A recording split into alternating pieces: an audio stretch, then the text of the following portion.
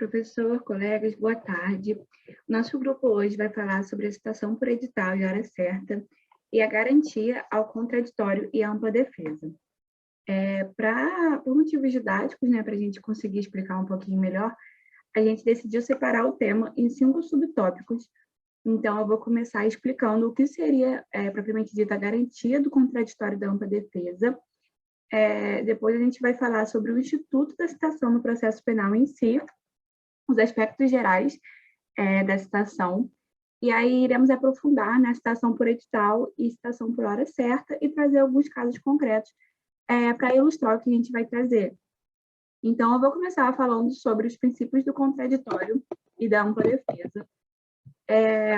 Primeiramente, a Constituição de 88, ela trouxe no seu artigo 5º, o inciso 55, que diz que aos litigantes em processo judicial ou administrativo e aos acusados em geral são assegurados o contraditório e a ampla defesa com os meios e recursos a ela inerentes.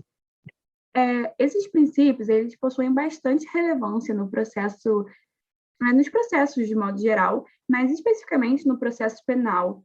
E não é para menos, porque o contraditório e a ampla defesa, eles garantem, ao menos em teoria, que os processos eles sejam conduzidos de forma minimamente justa e equilibrada. Então, de acordo com os estudos do autor que eu escolhi, que foi o Guilherme de Souza Nutt, os princípios do direito processual penal se dividem em princípios concernentes ao indivíduo e concernentes à relação processual.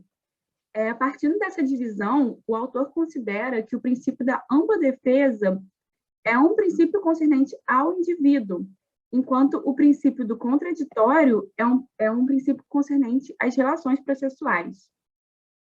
Mas, então, o que seriam esses princípios? O que seriam essas garantias? Eu sei que a gente já estudou isso, mas a gente vai retomar um pouquinho para que o tema ele flua de maneira melhor.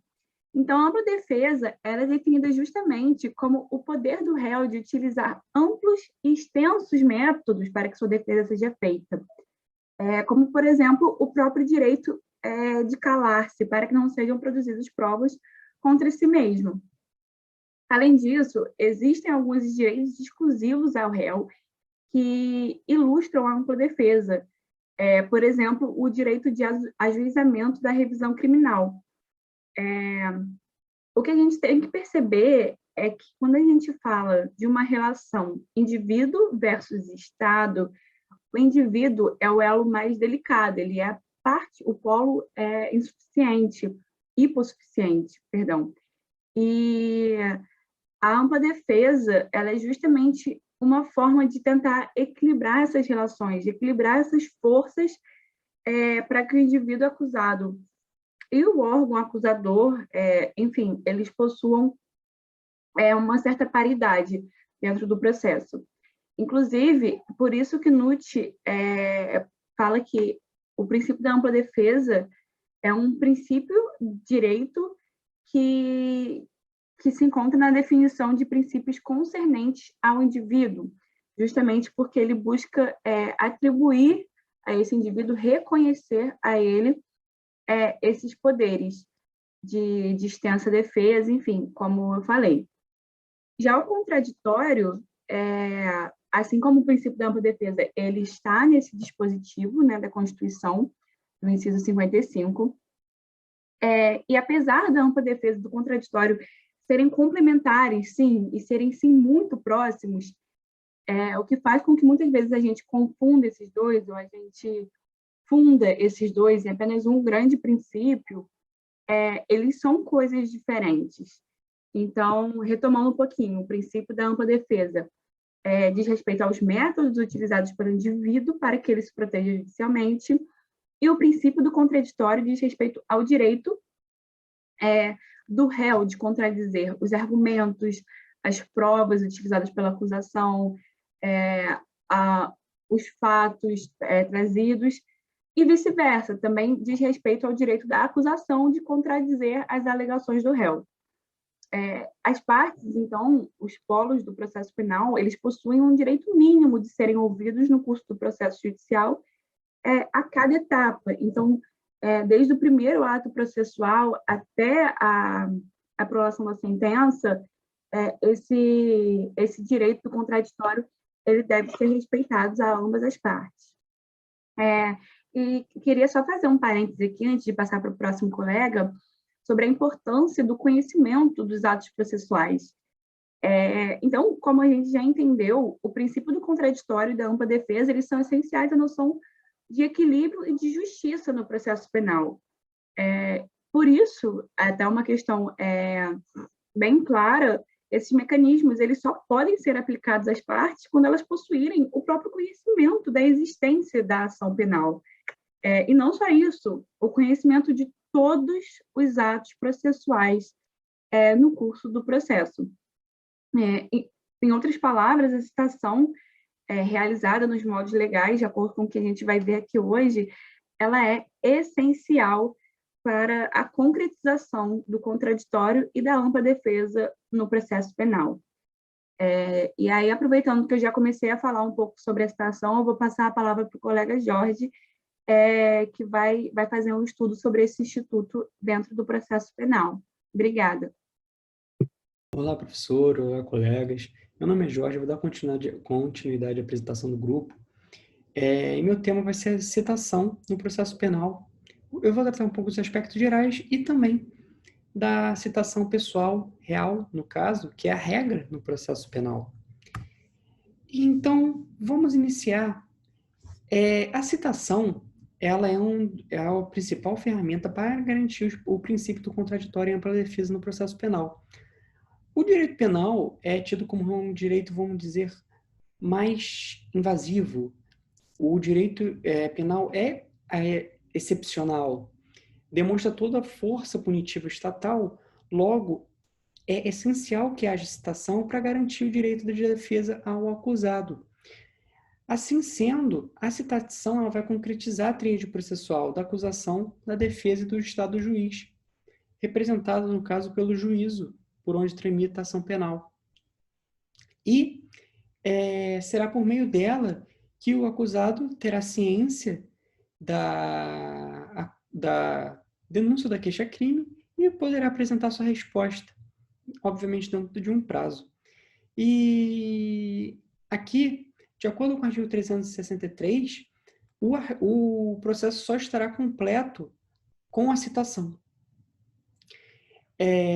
Mais adiante, eu vou destacar aqui, eu destaco o artigo 396, que o prazo para a resposta é de 10 dias contados da efetiva citação. Ou seja, de acordo com a súmula 710 do STF, não conta o prazo a partir da juntada do mandado, por exemplo, como a gente vai ver mais posteriormente, mas sim da citação. E o acusado terá prazo de 10 dias para apresentar sua resposta, ou seja, apresentar sua defesa. Eu também destaco aqui que ausente a citação, ou seja, não existindo a citação, não havendo a integração do acusado no polo processual, ou chandela gravada de vícios insanáveis, o processo está fadado a ser nulo por uma nulidade absoluta, de acordo com o artigo 364, inciso 3º, a linha E. Ou seja, o próprio ministro Marco Aurélio, do STF, ele vai destacar isso no julgamento do habeas corpus 74.577, ele vai destacar que o vício de citação é o pior que pode atingir o processo penal, porque ele inviabiliza a defesa do acusado e, assim sendo, inviabiliza o contraditório e fadando o processo por uma nulidade absoluta. E aqui, dentre as hipóteses de citação, a gente tem a citação real, também conhecida como citação pessoal, que é a regra no processo penal, muito conhecida a partir do mandado. Porém, a citação pessoal, real, apesar de ser regra no processo penal, também existe a citação ficta, que é realizada por edital, e a citação por hora certa. E esses outros tipos de citação serão abordados pelos outros colegas no prosseguimento do trabalho. Porém, eu vou trabalhar aqui agora sobre citação por mandato, citação pessoal ou real, que poderá se concretizar por citação por mandato, citação por carta precatória, carta rogatória ou carta de ordem. A citação por mandado, ela é dentre os instrumentos para concretizar a citação a mais utilizada, porque ocorre quando o réu reside ou está preso na comarca de jurisdição do juízo onde tramita a ação penal.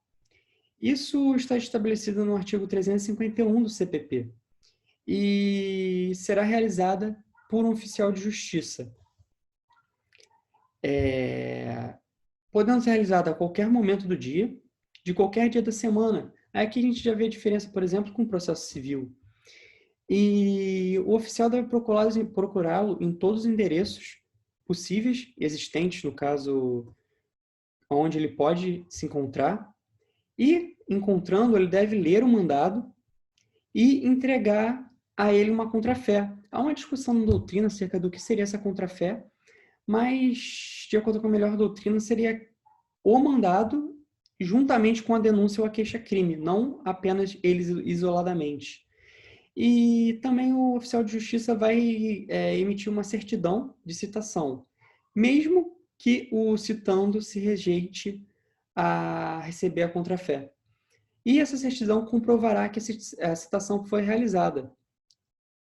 E vale destacar também que a pessoa presa também deve ser citada. E também só a título de exemplo, eu não vou citar aqui para não prolongar, mas o artigo 352 traz os elementos que devem estar presentes no mandado. Prosseguindo, a gente tem a carta precatória. A carta precatória é expedida quando o acusado reside ou está preso em comarca diversa daquela de jurisdição da ação penal. Ou seja, é emitida a carta precatória a outra jurisdição e eles efetivam a citação. Há a carta rogatória, que é quando o réu reside no exterior e está estipulado pelo artigo 368 e suspende o prazo prescricional até a citação. Aqui há um procedimento que o juiz natural, ou seja, o juiz da ação penal, essa carta irá ser remetida para o Ministério da Justiça, que por sua vez remete para o Ministério das Relações Exteriores, no caso do Itamaraty, para que expeça essa carta para o exterior. E também aplica-se a embaixadas e consulados, de acordo com o artigo 369. E por último, mas não menos importante, a carta de ordem, que é aquela que existem para acusados que gozem de foro por prerrogativa de função. Como todos já sabem, o foro por prerrogativa de função, ele dá a prerrogativa de que esse acusado em especial seja julgado por um órgão jurisdicional específico, geralmente tribunais. E dentre os tribunais, nesse caso, o tribunal ele emite a carta de ordem à comarca onde reside o acusado. E essa comarca, esse juiz da comarca, irá proceder com a citação e então essa carta irá retornar. Então, muito obrigado a todos. Essa foi a minha parte. Agora eu vou passar para o próximo colega para dar continuidade ao trabalho.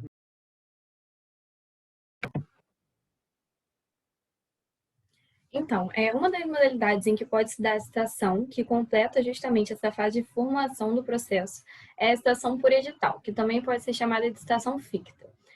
Segundo o artigo 363, no seu parágrafo 1º do Código de Processo Penal, ela só se dará quando o réu não for encontrado para a citação pessoal, que é a prioridade. Para que essa citação ocorra, o acusado ele tem que ter sido procurado em todos os endereços que tenham constado anteriormente nos autos, inclusive nos locais de trabalho e nos telefones que foram apontados, sob pena de nulidade da citação. E aqui é importante a gente destacar que mesmo que esse acusado ele não tenha sido encontrado na fase de inquérito, nos endereços que foram obtidos, que foram encontrados junto aos órgãos públicos competentes, é necessário que, em juízo, se tente a sua seleção pessoal nesses endereços antes de se passar à citação por edital. A gente tem também o caso que um réu ele não se encontra no endereço que foi apontado porque ele está viajando e há provas que ele está viajando. E nesse caso é necessário aguardar o seu retorno. O juiz ele não pode determinar imediatamente uma citação por edital. E também uma outra situação um pouco extraordinária é que o juiz, antes de determinar a citação ficta, ele deve providenciar a expedição de ofícios para outros órgãos de administração, para os órgãos de administração penitenciária, para que seja verificado se, porventura, o acusado ele não está preso em algum estabelecimento prisional, e por isso que não está conseguindo ser realizada a citação pessoal. Não se enquadrando nesses casos, o oficial de justiça ele vai elaborar uma certidão que vai servir como prova que o réu ele se encontra em local desconhecido e, assim, vão poder proceder com a citação por edital. Aqui é interessante a gente chamar a atenção para o artigo 364 do Código de Processo Penal. Isso porque ele faz referência ao revogado artigo da Lei 11.719, de 2008, no inciso 1 do artigo 363, que esse inciso ele discorria acerca da possibilidade de ser inacessível o local em que o réu se encontra, como nos casos em que o oficial de justiça ele não tem condição de efetuar a citação pessoal por situação de uma guerra no local que o acusado se encontra, ou desse acusado se encontrar numa localidade que é impossível de ser contatada, como uma aldeia distante, algo assim. A gente pode ver que a situação hoje em dia é muito difícil acontecer, mas cabe mencionar aqui porque o artigo 364 ele diz diretamente sobre o prazo dessa hipótese. Então, a gente entende que essa hipótese ela permanece em vigor e ainda pode ser aplicada à citação por edital nela, principalmente em analogia com o Código de Processo Civil, que também prevê expressamente.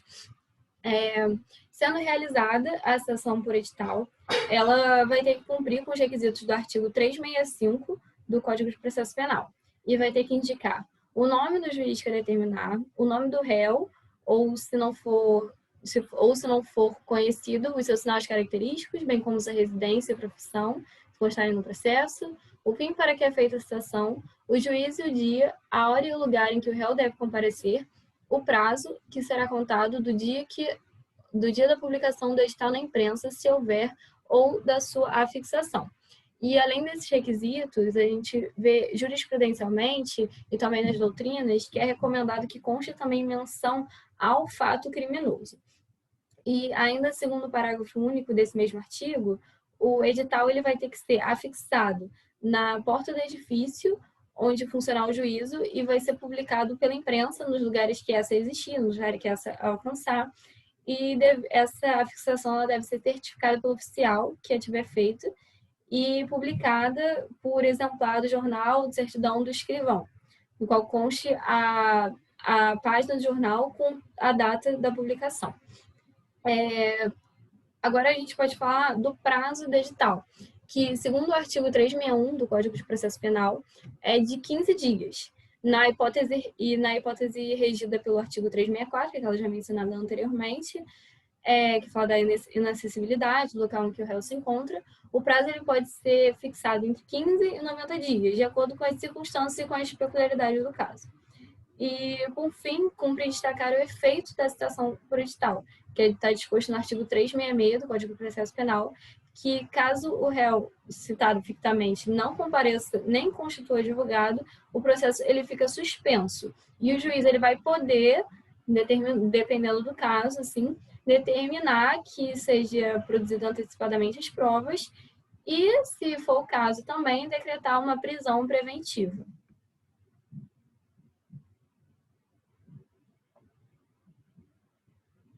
Bom, gente, eu vou falar sobre a citação por hora certa. E a citação por hora certa ela foi um instituto introduzido ao processo penal pela Lei 11.719, de 2008, que deu uma nova redação ao artigo 362 do Código de Processo Penal. Esse tipo de citação ele tem o principal objetivo de coibir que o citando de uma forma premeditada, ele se oculte, com o objetivo de impedir o prosseguimento da ação penal. Então, a citação por hora certa ela vai ocorrer nas hipóteses em que o réu se oculta para não ser citado, de maneira que, nesses casos, o oficial de justiça tem que certificar a ocorrência desse fato e realizar a citação por hora certa na forma que estabelecem os artigos 252 a 254 do Código de Processo Civil. Bom, no primeiro momento é importante a gente mencionar que o artigo 362 ele se refere aos artigos 227 a 229, mas esses dois artigos eles são referentes ao Código de Processo Civil de 73, de maneira que os artigos correspondentes do CPC de 2015 são os artigos 252 a 254. Então, esses artigos vão ser analisados na presente apresentação. Bom, então o procedimento da citação por hora certa ele vai ser feito da seguinte forma. Quando o oficial de justiça ele houver procurado o réu em seu domicílio por 2 vezes, sem o encontrar, e havendo suspeito de que ele esteja se ocultando, o oficial de justiça deve intimar a qualquer pessoa da família, ou caso não haja um vizinho, de que ele voltará no dia útil imediato, a fim de efetuar a citação por hora certa, na hora que ele designar. Então, a partir desse momento, a gente percebe que esse instituto da citação por hora certa, ele vai possuir 2 pressupostos principais. O primeiro vai ser de que o acusado ele seja procurado por 2 vezes em seu endereço, e de que nessas 2 vezes ele não tenha sido encontrado. E a segunda é de que haja uma suspeita de que ele esteja se ocultando para não ser citado. Dessa forma, no dia e na hora que o oficial de justiça designar, o oficial de justiça vai ter que comparecer ao domicílio do citando, a fim de realizar essa diligência. E caso o citando ainda não esteja presente, o oficial de justiça ele deve se informar das razões pelas quais o citando não esteve presente, dando por feita a citação. Aí, nessa hipótese, nesse caso, o oficial de justiça ele vai lavrar uma certidão da ocorrência e vai deixar contrafé com uma pessoa da família do citando, e caso não exista uma pessoa da família do citando, ele vai deixar essa contrafé com qualquer vizinho, certo? E, bom, a citação vai ser dada por feita, e o escrivão ele vai enviar ao réu uma carta, um telegrama ou radiograma, dando-lhe ciência do ocorrido. E aqui é importante a gente mencionar que a expedição dessa carta, desse telegrama ou do radiograma, embora eles funcionem como uma parte integrante do ato de citação, ela não vai interferir na contagem do prazo para que o citando apresente uma resposta à acusação. Porque o marco inicial, para que o citando apresente a resposta, vai ser justamente a data que o oficial de justiça designou para o comparecimento, certo? Com a entrega da contrafé. Aí, nesse sentido, é importante a gente destacar que essa interpretação ela vai estar de acordo com a súmula 710 do STF, pela qual no processo penal conta-se os prazos da data de intimação, e não da juntada aos autos do mandado ou da carta de precatória de ordem. Né? Bom, aí nesse caso, com data da citação por hora certa, e se o acusado ainda não apresentar uma resposta à acusação, o juiz ele deve nomear o defensor dativo ao réu. Né? Uma necessidade essa que é derivativa do princípio da ampla defesa e da questão da indispensabilidade do direito à defesa técnica por parte do acusado, certo? E, além disso, a citação por hora certa, diferentemente da citação por edital, como expôs a Júlia Cerutti, ela não vai suspender o prazo prescricional da ação penal. Então, o processo ele vai seguir seu regular trâmite, devendo o magistrado apenas providenciar a nomeação de defensor dativo em favor do acusado, como sempre lembrando da questão da indispensabilidade do direito de defesa técnica por parte do acusado. Né? Bom, e por fim, com relação à constitucionalidade dessa citação por hora certa no processo penal, o Supremo ele já afirmou entendimento no sentido de que esse instituto é constitucional. Por quê? Justamente pelo fato de que, lembrando, né, de que um dos pressupostos para que a citação por hora certa seja feita, é a questão de que o réu, de que haja fundadas suspeitas de que o réu ele esteja se ocultando para não ser citado. Então, se o réu está se ocultando para não ser citado, pressupõe-se que ele sabe, que ele tem o conhecimento de que existe uma ação penal em face dele, porque justamente essa é a razão pela qual ele está se ocultando. Né? Então, a inexistência desse instituto da citação por hora certa iria corroborar com a admissão de que uma ocultação premeditada do acusado com o objetivo de impedir o prosseguimento da ação penal fosse considerada uma coisa válida, o que daria, de uma certa forma, um verdadeiro direito potestativo sobre o curso do processo penal. Então, isso ia ser uma coisa impraticável do ponto de vista do processo penal, porque sempre que o réu se ocultasse na hora de ser citado, obstasse o prosseguimento da ação penal, todo mundo acabaria fazendo isso. Isso ia obstar o prosseguimento de qualquer ação penal, né? É justamente por esse motivo que o Instituto da Citação por hora certa ele existe. Mas aqui é importante a gente pontuar que esse instituto ele deve ser realizado com muito cuidado, né? Porque em que pese o fato de ser nomeado um defensor ativo para o réu, ele, de uma certa forma, não vai ter possibilidade de se defender, dele mesmo apresentar as alegações, né? Então, isso, de uma certa forma, a meu ver, ele cerceia um pouco o direito de defesa não direito de defesa, mas a ampla defesa do réu, né? Então, então, esse instituto ele deve ser aplicado com muita cautela. Deve ser aplicado somente nas hipóteses em que realmente você tenha certeza de que o citando ele está se ocultando justamente com o objetivo de impedir o prosseguimento da ação penal, né? Então, a gente tem que sempre ponderar esse instituto e compatibilizar ele com a garantia de que o acusado ele tem acesso à ampla defesa, certo? De maneira que, ao meu ver, ele deve ser realizado somente nas hipóteses em que não exista mais um outro jeito de realizar a citação do acusado, né? Bom, essa foi a minha parte, agora eu vou passar a palavra para o Pirroni, que ele vai dar alguns casos concretos dos estudos que nós apresentamos agora. Boa noite, gente. Feita a introdução, né, e a explicação teórica dos institutos da citação por edital e da citação por hora certa, eu vou dar continuidade aqui com o trabalho, trazendo um pouco sobre a jurisprudência, né? Eu trouxe uma jurisprudência sobre cada um desses dois institutos para poder analisar como eles se dão na prática e consequentemente, também aprofundar um pouco o tema. Primeiramente, eu trouxe essa jurisprudência do STJ, né, sobre citação por edital. Lembrando que a citação por edital é aquela em que a pessoa não é encontrada, né, nos endereços dos autos. E, para tanto, né, para ver essa configuração, deve haver o esgotamento de todas as possibilidades de localizar o réu, né, dentre as informações constantes nos processos, né. Esse inclusive, é o entendimento do STF, que já se manifestou no sentido de que a citação por edital só é cabível depois de esgotados os meios pessoais para encontrar o acusado, sob pena, inclusive, de nulidade.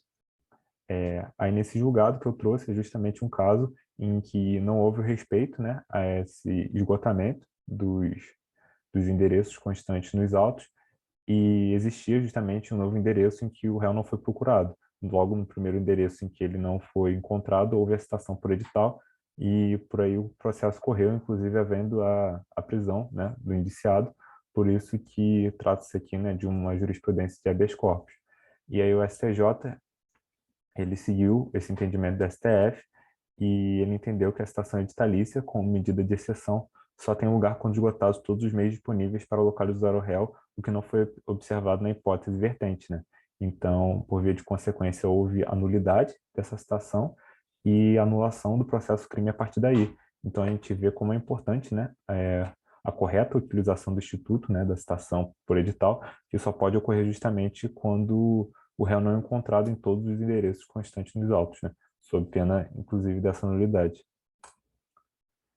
Prosseguindo aqui, né, eu trouxe uma jurisprudência sobre citação por hora certa. Na verdade, trata-se do recurso extraordinário, que entendeu pela constitucionalidade desse instituto, né, então achei por bem trazer essa jurisprudência, porque esse recurso, né, ele foi interposto a partir de duas alegações principais que questionavam, né, essa constitucionalidade, essa legalidade desse instituto no âmbito do processo penal, né, sobre dois principais argumentos, que seriam a violação da Constituição, né, nos princípios do contraditório, da ampla defesa, né, que foram até aqui expostos, porque na citação por hora certa, né, como foi bem comentado já, né, o processo não é suspenso e o réu ele é nomeado, né, um defensor dativo para ele, mas ele não fica formalmente cientificado, né, não fica pessoalmente, né, cientificado dos fatos, né, que está sendo acusado. Então isso com certeza prejudica, né, a defesa e, por via de consequência, violaria esses princípios constitucionais, né?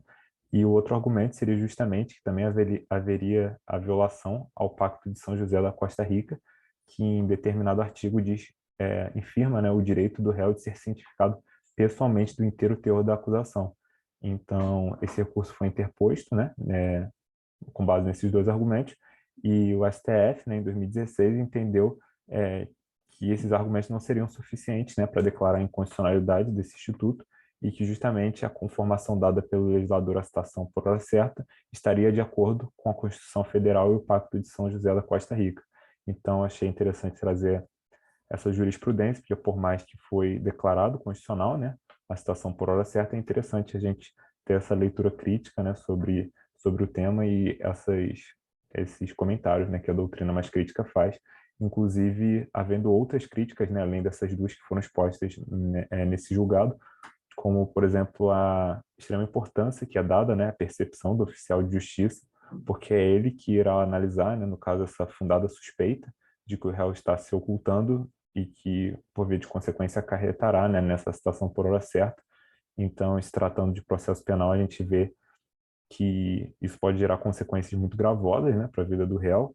Então, essa percepção, né, é muito importante, né, e muitas vezes ocorre, né, uma percepção errada da realidade, né, o oficial de justiça, como qualquer um, pode cometer erros. Então, também há essa crítica, né, dessa consequência gravosa, né, por um possível erro e outros fatores.